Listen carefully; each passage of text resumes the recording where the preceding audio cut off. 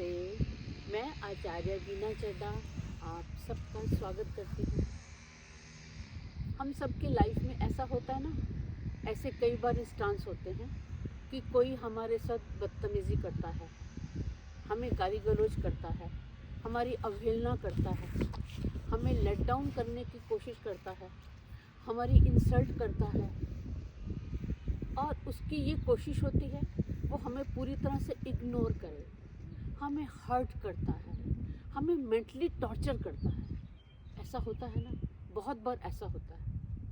और कई बार तो हालात इतने ख़राब हो जाते हैं कि शरीर का रोम रोम रोने लग जाता है।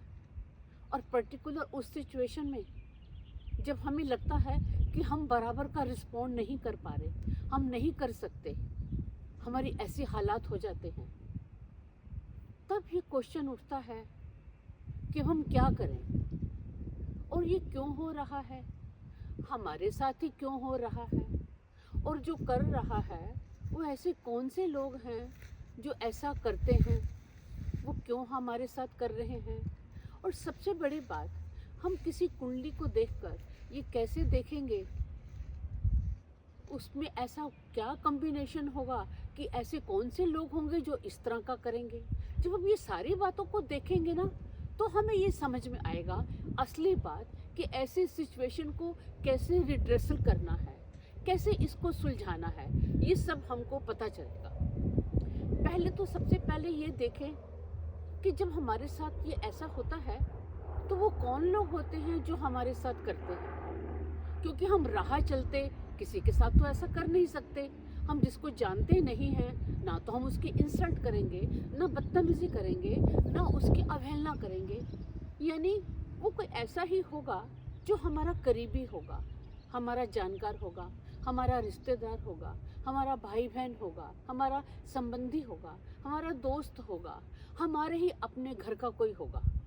यानी उसके साथ हमारा एक रिश्ता है, और वो रिश्ता हेट का, नफ़रत का है, लेकिन है तो रिश्ता ही।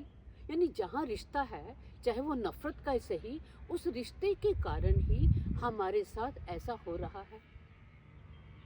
अब ये क्वेश्चन उठता है कि वो कोई भी उस रिश्ते में किसी दूसरे के साथ ऐसा करता क्यों है। ये समझने की बात है। जब हमारे अंदर फ्रस्ट्रेशन होती है, हम जो करना चाहते हैं वो हम कर नहीं पा रहे, लेकिन वो जो सामने वाला है वो कर रहा है, यानी उसका जो कद है हम उसके कद तक नहीं पहुंच पा रहे, उसकी हाइट तक हम नहीं पहुंच पा रहे। वो ठीक कर रहा है, लेकिन हमें ये जेलस है क्योंकि हम नहीं कर पा रहे, तो ये क्यों कर पा रहा है।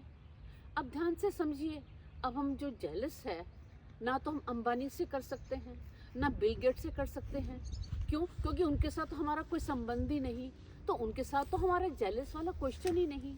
यानी उसी से हम कर पा रहे हैं जिसके साथ हमें लगता है कि जो काम ये कर रहा है, काश वो काम मैं कर पाता। यानी हमारे अंदर एक नफ़रत है, एक हेट है, एक जेलस है, यानी साइकोलॉजिकल इशू है, यानी ये मेंटल हेल्थ का इशू है। जहाँ पे ये इशू है वहाँ पे ये सब हो रहा है, तब हम ऐसा बिहेवियर करते हैं। अब आप कहेंगे ऐसे दुनिया में बहुत से लोग हैं जिनको हम लाइक भी नहीं करते, हमारे साथ जेलस भी नहीं है, और हम उन्हें चाहते भी नहीं हैं, हम उनकी प्रोग्रेस देख के खुश भी नहीं हैं, लेकिन फिर भी हम उनके साथ तो ऐसा बिहेव नहीं कर रहे। ज़्यादा से ज़्यादा यही है ना, हम अपने अंदर ही कुढ़ते रहेंगे, हम उसके बारे में नेगेटिविटी सोचते रहेंगे, या हम उससे दूरी बना लेंगे, लेकिन हम ऐसे बदतमीज़ी नहीं करेंगे, हम ऐसा बिहेव नहीं करेंगे। तो यानी कौन से ऐसे लोग हैं जो ऐसा करते हैं। सबसे पहले हम अपनी कुंडली पर बात करते हैं कि कुंडली को देखकर कैसे पता चलेगा।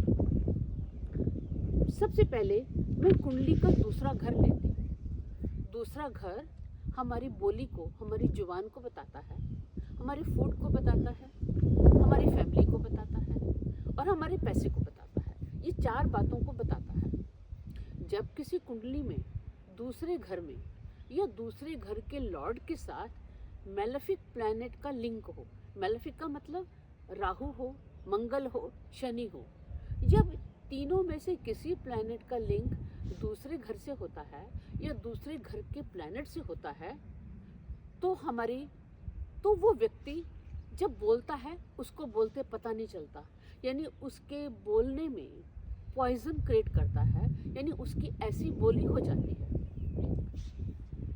अब जब मैं बोली की बात कर रही हूँ और मैंने ये भी बोला कि सेकंड घर फैमिली का है, यानी हम जब भी कभी कुछ बोलते हैं ना, कोई भी कुछ बोलता है तो वो केवल हम ही नहीं बोल रहे होते, हमारे पुरखे बोल रहे होते हैं, हमारे एंसेस्टर बोल रहे होते हैं, हमारी पीढ़ियां बोल रही होती हैं, हमारे संस्कार बोल रहे होते हैं। संस्कार का सिर्फ ये मतलब नहीं कि जो फैमिली ने किसी को सिखाया है, बल्कि कई पीढ़ियों दर पीढ़ी, कई जन्मों से हम जो बोल रहे थे, क्योंकि चिप तो हमारी वही है, मोबाइल की चिप वही है, मोबाइल ही तो बदला है ना। क्योंकि हम जब जन्म लेते हैं हम उसी घर में आ रहे होते हैं जहाँ से हमारा लिंक होता है, जहाँ हमें लगता है हम जैसे हैं हमको वैसा खाद पानी मिलेगा फलने फूलने के लिए, यानी जैसे हम होते हैं उसी तरह का जो परिवार होता है। ये मैं अपने पास्ट वीडियोस में आपको मैं पहले बता चुकी कि हम उसी तरह से आ रहे होते हैं, यानी हमारे पुरखे वैसे बोल रहे होते हैं, यानी हमारे संस्कार वैसे बोल रहे होते हैं। अब जो लोग ऐसा बोलते हैं, आप ध्यान दीजिए, जो इस तरह के लोग होते हैं उनकी फूड हैबिट्स भी ठीक नहीं होती, यानी उनका खाना भी डिसिप्लिन में नहीं होता, उनकी ईटिंग हैबिट्स भी ठीक नहीं होती, डिफरेंट होती है, यानी वो भोजन की इंसल्ट करते हैं, खाने को फेंकते हैं, खाने को ट्रैश करते हैं, खाने के जो रिचुअल्स हैं वो नहीं करते। खाने से पहले अगर हमें वो इस तरह के लोग ना तो किसी को भरपेट खिला पाते हैं, ना मन से उनको खाना दे पाते हैं, ना वो खाने का डोनेशन करते हैं। और खाने की क्या हैबिट्स होती हैं वो हम अलग किसी वीडियो में बात करेंगे, यानी खाने के रिचुअल्स और हैबिट्स खराब हैं। अब आपको पता है ना, जैसा अन्न होगा वैसा मन होगा, और खाने का लिंक हमारे स्टमक से है और हमारे स्टमक का लिंक हमारी पूरी हेल्थ से है। अब जब हमने सेकंड घर में खाना गलत खा लिया, सेकंड से त्रिकोण में छठा घर आ रहा है, और वो छठा घर क्या है? बीमारी का होता है, शत्रु का होता है, लड़ाई का होता है। अब हमने गलत बोला तो हमारी त्रिकोण के घर में लड़ाई हुई, झगड़ा हुआ, दुश्मन क्रिएट हुए, और जब हमने खाना गलत खाया तो छठा घर बीमारी का है, यानी हम बीमार पड़ गए, यानी हमारी हेल्थ पर पूरी तरह से असर पड़ गया। अब जब हेल्थ पर असर पड़ा तो नेचुरली हमारा जो धन है वो इफेक्टेड होगा, हमारा धन डॉक्टर के पास जाएगा, मेडिसिन के पास जाएगा। और वैसे भी मैंने आपको बताया कि जो दूसरा घर है, दूसरा घर हमारे धन को बताता है, हमारे पैसे को बताता है।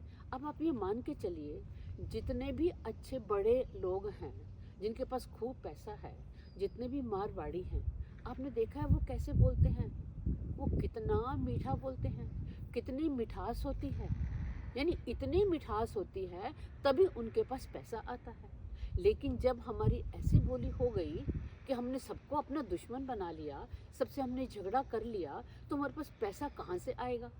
और वैसे भी देखा है ना, जितना फलदार वृक्ष होता है उतना झुका हुआ होता है, यानी उनमें नरमी होती है, यानी उनमें वो हम्बल होते हैं। अब हमने अपना भोजन भी खराब किया, बोली भी खराब की, पैसा भी खराब किया, यानी तीनों तरह से हमने अपनी हेल्थ को, हमने अपने लगन को भी खराब कर दिया। तो अब आप बताएं, जो ऐसा कर रहे हैं आपको उनके ऊपर गुस्सा आएगा या आपको सिंपैथी होगी? अब हम और आगे चलते हैं। इसके बाद हम लेते हैं तीसरा घर। तीसरा घर मैं इसलिए ले रही हूँ कि जो थर्ड घर है वो हमारे दोस्तों का होता है, हमारे भाई बहनों का होता है, और वो बुध का घर है, और बुध बोली को बताता है। ऐसे लोगों का तीसरे घर में भी और तीसरे घर के लॉर्ड के साथ मेलेफिक प्लैनेट का लिंक होता है, यानी तीसरा घर हमारा खराब हो गया, यानी हमारी किसी से बनती ही नहीं, हमारे पड़ोसी के साथ नहीं बनती, हमारे दोस्तों के साथ नहीं बनती, क्योंकि हमारा तीसरा घर खराब हो गया। और तीसरा घर क्या है? सबकॉन्शियस माइंड है। और सबकॉन्शियस माइंड के साथ क्या है, स्किल है, आपकी करेज है और आपका थ्रोट है, यानी थ्रोट पे इफेक्ट पड़ा। थ्रोट पर इफेक्ट पड़ने का मतलब है आपका गट खराब होगा, और गट खराब होने का मतलब आपकी हेल्थ खराब होगी, आपको थायराइड जैसे इश्यू, आपको हार्मोनल बैलेंस जैसे इश्यू, क्योंकि वो थर्ड घर बताता है। यानी जब सारी ये बातें हो गई, आपका हार्मोनल इश्यू हो गया, आपके गट खराब हो गए, आपको थायराइड हो गया, आपकी सबकॉन्शियस माइंड में प्रॉब्लम हो गई, तो क्या होगा, नेचुरली आपकी हेल्थ खराब है। फिर आपको कुछ समझ में नहीं आता कि मुझे क्या करना चाहिए, क्या नहीं करना चाहिए। अब थर्ड घर के बिल्कुल सामने, बिल्कुल पैरेलल नाइन्थ हाउस आता है, यानी फिर नाइन्थ हाउस भी खराब हो गया। और नाइन्थ हाउस क्या है, आपका भाग्य है, यानी आपके पिता हैं, आपके बॉस हैं, आपके टीचर हैं, आपके गुरु हैं। यानी जो ऐसे लोग हैं वो केवल आपके साथ ऐसा नहीं कर रहे, बल्कि उनके अपने पिता के साथ भी रिलेशन खराब होते हैं, बॉस के साथ भी खराब होते हैं, गुरु की वो रिस्पेक्ट नहीं करते, अपने बड़ों की वो रिस्पेक्ट नहीं करते, यानी भाग्य ही हमारा खराब हो गया। अब जब भाग्य खराब हो जाता है, यानी जब नाइन्थ घर खराब हो जाता है, नाइन्थ घर में मैलेफिक बैठा है या थर्ड घर में बैठा है, दोनों एक ही बात है। जब हमारा भाग्य खराब हो जाता है या हमारी सजिटेरियस राशि में, धनु में हमारे मैलेफिक आ जाते हैं, इसका मतलब है कि हमने पास्ट लाइफ में इतना कार्मिक अकाउंट है, इतने हमने खराब कर्म किए हैं कि अब कुछ नहीं हो सकता। ऐसे लोगों का आप भला नहीं कर सकते, ऐसे लोगों को आप एडवाइस नहीं कर सकते। ऐसे लोगों को अगर आप एडवाइस करेंगे तो वो आर्गुमेंट करेंगे, यानी उस दौरान अपने को वो और ख़राब कर लेंगे, और अगर आपने कुछ बता भी दिया तो भी वो आपकी बात नहीं मानेंगे। यानी ऐसे लोगों से दूरी भली, यानी कुछ नहीं हो सकता। अब हम लेते हैं आपके चौथे घर चंद्रमा को। चंद्रमा को मैं क्यों ले रही हूँ, क्योंकि चंद्रमा मन है, चंद्रमा पीस है, चंद्रमा हैप्पीनेस है। ऐसे लोगों की कुंडली में चंद्रमा भी खराब होता है। चंद्रमा पर भी शनि मंगल राहु का लिंक होता है, यानी वो मन से इतने वेग होते हैं, इसीलिए उनको इमोशनल मूड स्विंग होता है। फिर वो कहते हैं हमने इसलिए बोल दिया, हमारे मूड स्विंग चल रहे थे, हमको पता नहीं चल रहा था, हमारा अप डाउन होता है, यानी इतने मूड स्विंग होते हैं। उनको ओसीडी जैसे इशू होते हैं, पीसीओडी जैसी उनको प्रॉब्लम होती है, यानी इस तरह की सारी बातें होती हैं कि उनकी हैप्पीनेस तो ख़त्म हो गई, और फिर उनको नींद भी ठीक से नहीं आती, क्योंकि नींद का इशू भी हो गया। यानी हमारा लगन भी खराब, थर्ड भी खराब, नाइन्थ भी खराब, फोर्थ भी खराब, मून भी खराब, ये सारे हमारे खराब हो गए। अब हम पांचवें घर को लेते हैं। जो पांचवा घर है वो पिछले जन्म के पुण्य है, और हमारा समझ है, हमारी नॉलेज, समझ है। समझ का मतलब मैं पढ़ाई से नहीं ले रही कि हमने कितनी डिग्री ली, यानी हमारा एक मेंटल स्टेटस कि हमको क्या करना चाहिए, जिसको विजडम बोलते हैं, ये करना चाहिए, ये नहीं करना चाहिए, यानी इस तरह की बातें हैं। यानी वो सब खराब हो गया, यानी 5 घर खराब हो गए, 5 का सामने भी असर डाला, 10 घर अब खराब हो गए, यानी 12 में से कुंडली में 10 घर खराब हो गए, यानी उन्होंने अपना नुकसान तो कर ही लिया। तो अब आप क्या करेंगे, आपको उनसे बदला नहीं लेना। अब कहेंगे फिर हम क्या करें, ठीक है उनका खराब है, अब हम क्या करें। जब ऐसी पोजीशन होगी, किसी ने आपके साथ ऐसा किया, तो मैं ये नहीं कहूँगी कि महात्मा गांधी की तरह आप बोलिए एक गाल पे मारा है तो दूसरा गाल भी सामने कर दीजिए, वो तो आज पॉसिबल नहीं होगा। और मैं अगर ये कहूँ कि आप बस मुस्कुराते रहें, तो आप कहेंगे ये भी मुमकिन नहीं है, हम भी इतने बैलेंस नहीं हैं कि कोई हमारे साथ ऐसा करे और हम मुस्कुराते रहें।